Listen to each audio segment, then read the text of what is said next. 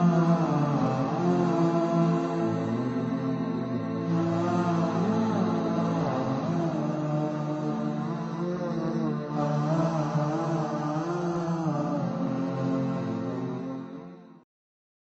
প্রিয় বোন, আজকে তোমাকে লক্ষ্য করে কিছু কথা বলবো। হে বোন, এমন এক মুহূর্তে তোমাকে লক্ষ্য করে এই কথাগুলো বলছি যখন সর্বত্রই ফিতনার ছড়াছড়ি, জাহেলিয়াতের আধারে গোটা সমাজ অন্ধকারচ্ছন্ন হয়ে আছে। কাফের মুশরিকরা মুসলিম নারীদেরকে নিয়ে ষড়যন্ত্র করছে। হে বোন, ইসলামে নারীর অবদান অনস্বীকার্য, কারণ মুসলিম নারীরাই হলো আদর্শ সমাজ বিনির্মাণের কারিগর। হে বোন, মুহাম্মদ সাল্লাল্লাহু আলাইহি ওয়াসাল্লামের শ্রেষ্ঠ উম্মতকে তোমরাই মাতৃত্বের ভালোবাসা দিয়ে লালন পালন করেছো।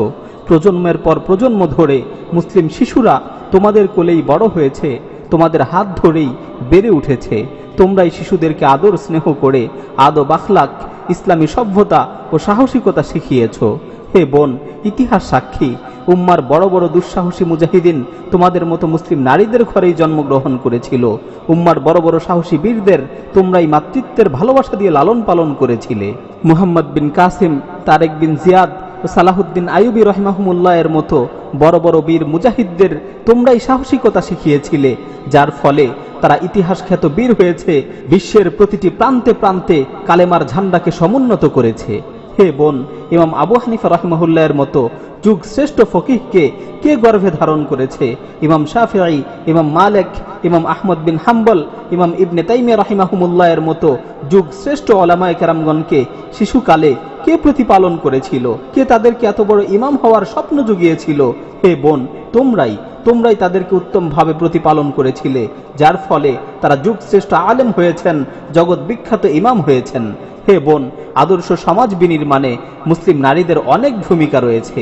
গোটা মুসলিম উম্মাহ মুসলিম মায়েদের কাছে চিরকাল ঋণী হয়ে থাকবে।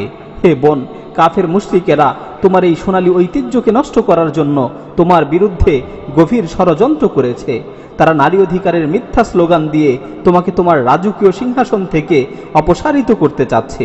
তারা তোমাকে শেখাচ্ছে পুরুষের সাথে সম অধিকারের জন্য লড়াই করো, হিজাবকে ছুঁড়ে ফেলে বেপর্দা হয়ে রাস্তায় বেরিয়ে আসো, আর কতদিন চার দেয়ালের মাঝে আবদ্ধ হয়ে থাকবে?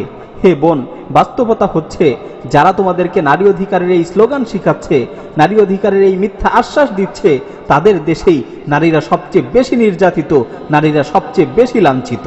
বড়ই পরিতাপের বিষয়, যাদের দেশে নারীদেরকে পণ্য হিসাবে ব্যবহার করা হয়, যাদের দেশে নারীদের ভোগ সামগ্রী মনে করা হয়, যাদের দেশে নারীরা সবচেয়ে বেশি নির্যাতিত নিপীড়িত, সেই নির্লজ্জরাই আজ মুসলিম নারীদের নারী অধিকার শিখাচ্ছে।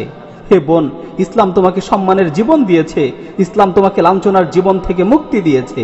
হে প্রিয় বোন, এটা কি সম্মানের জীবন নয় যে কখনো তুমি আনুগত্যশীল মেয়ে হিসেবে থাকবে, কখনো তুমি চক্ষু শীতলকারী স্ত্রীর ভূমিকা পালন করবে, কখনো তুমি স্নেহময়ী মা হিসেবে তোমার কলিজার টুকরো সন্তানকে আদর স্নেহ করে উত্তমভাবে প্রতিপালন করবে? এর চেয়ে সম্মানের দায়িত্ব আর কি হতে পারে? এর চেয়ে সৌভাগ্যের বিষয় আর কি হতে পারে? হে বোন, তুমি তোমার নিজেকে মূল্যায়ন করো, কাফের মুশরিকদের মিথ্যা স্লোগানে প্রতারিত হয়ে যেও না, তুমি তোমার নিজেকে চেনার চেষ্টা করো। হে প্রিয় বোন, পরিশেষে তোমাকে লক্ষ্য করে বলছি, আর কতদিন তুমি জাহিলিয়াতের মাঝে ডুবে থাকবে? আর কতদিন তুমি বেপর্দা হয়ে ঘুরে বেড়াবে? আর কতদিন তুমি নাটক সিনেমা দেখে দিন কাটাবে? আর কতদিন তুমি স্বামীর অবাধ্যাচরণ করবে? হে বোন, এই উদাসীনতা আর কতকাল? আর কতদিন তুমি নামাজ না পড়ে ঘুমিয়ে থাকবে? আর কত সময় তুমি তোমার প্রতিপালককে ভুলে থাকবে? আর কত সময় তুমি তোমার প্রতিপালক সম্পর্কে উদাসীন হয়ে থাকবে? হে প্রিয় বোন, এই দুনিয়াতে তুমি কতদিন বেঁচে থাকবে? বেশি থেকে বেশি 50 বছর অথবা 60 বছর। এরপর অবশ্যই তোমাকে মৃত্যুবরণ করতে হবে, তোমাকে কবরে যেতে হবে, তোমাকে তোমার প্রতিপালকের সামনে পুনরুত্থিত হতে হবে। অতঃপর হয়তো তুমি জান্নাতের অধিবাসী হবে অথবা জাহান্নামের অধিবাসী হবে। হে বোন, তুমি মনে রেখো, তোমার মৃত্যু অনিবার্য। মৃত্যুর ফেরেশতা তোমার কাছে অবশ্যই আসবে এবং তোমাকে যন্ত্রণাদায়ক মৃত্যুর স্বাদ আস্বাদন করতে হবে। হে বোন, অন্ধকার কবরের ভয়াবহতার কথা স্মরণ করো, সেই নির্জন অন্ধকার ঘরের কথা স্মরণ করো যেখানে তুমি একাকী থাকবে।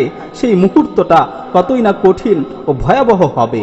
মুনকার নাকির তোমাকে এসে প্রশ্ন করবে, সেই প্রশ্নের উত্তরের ব্যাপারে তোমার কি প্রস্তুতি রয়েছে? হে বোন, কিয়ামতের ভয়াবহ পরিস্থিতির কথা স্মরণ করো, যেদিন কেউ কারো উপকারে আসবে না, সবাই পাগলের মতো ছুটতে থাকবে, সেদিন কোনো সাহায্যকারী থাকবে না। হে বোন, জাহান্নামের ভয়াবহ শাস্তির কথা স্মরণ করো, যেখানে চিৎকার শোনার মতো কেউ থাকবে না।